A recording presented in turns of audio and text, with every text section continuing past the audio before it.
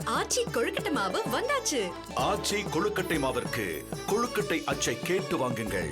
வேங்கை வயல் விவகாரம் தொடர்பாக பேரவையில் தாவேக திமுக இடையே காரசார விவாதம் நடந்தது. அதனை பார்க்கலாம். புதுக்கோட்டை மாவட்டம் வேங்கவயல் சம்பவம். மாண்பு பேரவைத் தலைவர் அவர்களே, வேங்கவயல் விவகாரத்தை பொறுத்த வரைக்கும் அப்படிப்பட்ட நிகழ்வு எங்குமே நடக்கக்கூடாது. இதில் யாருக்கும் மாற்று கருத்து இல்லை. 2022 டிசம்பர் 24 வேங்கவயல் சம்பவம் நடந்துச்சு. அந்த சம்பவம் நடந்த 2 நாள் கழிச்சு டிசம்பர் 26 புகார் தரப்பட்டுச்சு. புகார் அளிக்கப்பட்ட அன்னைக்கே இந்த விஷயம் தொடர்பாக வெள்ளனானூர் காவல் நிலையத்தில் வழக்கு பதிவு செய்யப்பட்டுச்சு.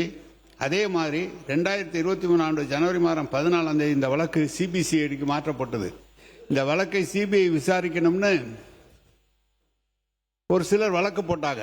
அதை விசாரித்த சென்னை உயர்நீதிமன்றம் 29/2023 அன்றைக்கு ஓய்வு பெற்ற நீதியரசர் சத்யநாராயணன் தலைமையில் ஒரு நபர் கமிஷன் அமைச்சாங்க. இந்த வழக்கிலே அன்றைக்கு சிபிசிஐடி 100க்கும் மேற்பட்ட சாட்சிகளிடம் விசாரணை நடத்தினாங்க. பல பேருடைய அலைபேசி எண்கள் தொலைத்தொடர்பு தகவல்கள் ஆய்வு செஞ்சாங்க. சிலர்கிட்ட உயிரியல் மாதிரி எடுத்து டிஎன்ஏ பகுப்பாய்வு செய்யப்பட்டது. அதன் அடிப்படையில் 3 பேர் குற்றவாளிகள் உறுதி செய்யப்பட்டு ஜனவரி 2025 நீதிமன்றத்திலே குற்றப்பத்திரிகை தாக்கல் பண்ணியாச்சு. ரொம்ப சென்சிட்டிவான இந்த வழக்கை எங்கள் தலைவர் தலைமையிலான அரசு ரொம்ப கேர்ஃபுல்லாக ஹேண்டில் பண்ணாங்க அன்றைக்கு. ஆனால் இன்றைக்கு சட்டத்துறை அமைச்சராக நம்முடைய நிர்மல்குமார் அவர்கள் அன்றைக்கு என்ன இந்த சம்பவம் நடந்து இது மாதிரி சம்பவத்துக்கு ஆதரித்து எங்கள் இது மாதிரி நடக்கக்கூடாதுன்னு தான் பதிவு போட்டுட்டு அப்புறம் அந்த பதிவே நீக்கிட்டார். பதிவை நீக்கினாலும் அதனுடைய இருக்கு. நான் சொல்லிடுறேன். நான்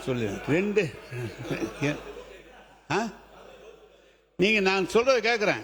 அன்னைக்கு இருந்த சட்டத்துறை அமைச்சராக இருக்கிற சிடி நிர்மல்குமார் அன்னைக்கு என்ன பண்ணார் தெரியுமா? இந்த சம்பவத்திலே கலவரத்தை ஏற்படுத்தணும்னு பாதிக்கப்பட்ட ஒடுக்கப்பட்ட மக்கள் அனைவருக்குமே குற்றவாளிகள் சொல்லி சமூக வலைதளத்திலே போஸ்ட் போட்டார். அதன் பிறகு அவர் பல காரணத்தால் அவர் போட்ட பழைய போஸ்ட் எல்லாம் தேடி டெலீட் பண்ணிட்டார். ஆனாலும் அவர் போட்ட ட்வீட்டுக்கான ஆதாரங்கள் ஸ்கிரீன் ஷீட்டாக இருக்கிறது. சரி,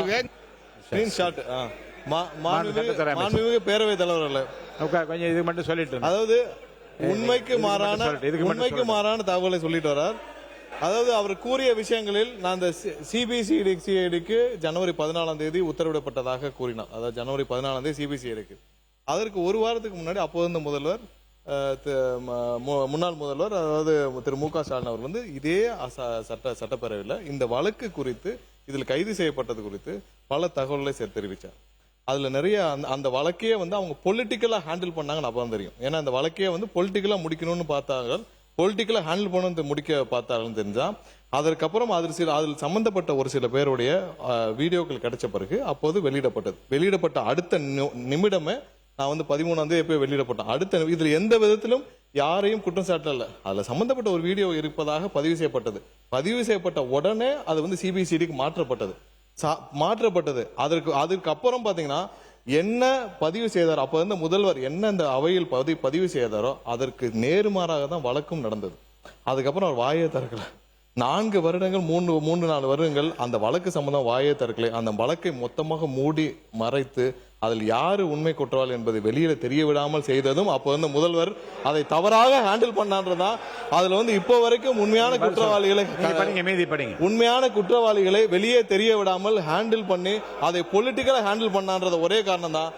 இப்போ வரைக்கும் அதில் இருந்த பட்டியலின மக்கள் அனைவருக்கும் அநீதி இழைக்கப்பட்டது எங்களுடைய ஒரே குற்றச்சாட்டு. அதுல லாபகமாக அவர் 14 சிபிசிஐடிக்கு உத்தரவிட்டார். அதுக்கு முன்னாடி இதே அவையில அப்ப முதல்வர் என்ன இங்க வாசிச்சாரு, அந்த சம்பவம் குறித்து என்ன பேசினாலும் சேர்த்து சொல்லுங்க. ஆச்சி கொழுக்கட்டை மாவு வந்தாச்சு. ஆச்சி கொழுக்கட்டை மாவிற்கு கொழுக்கட்டை அச்சை கேட்டு வாங்குங்கள்.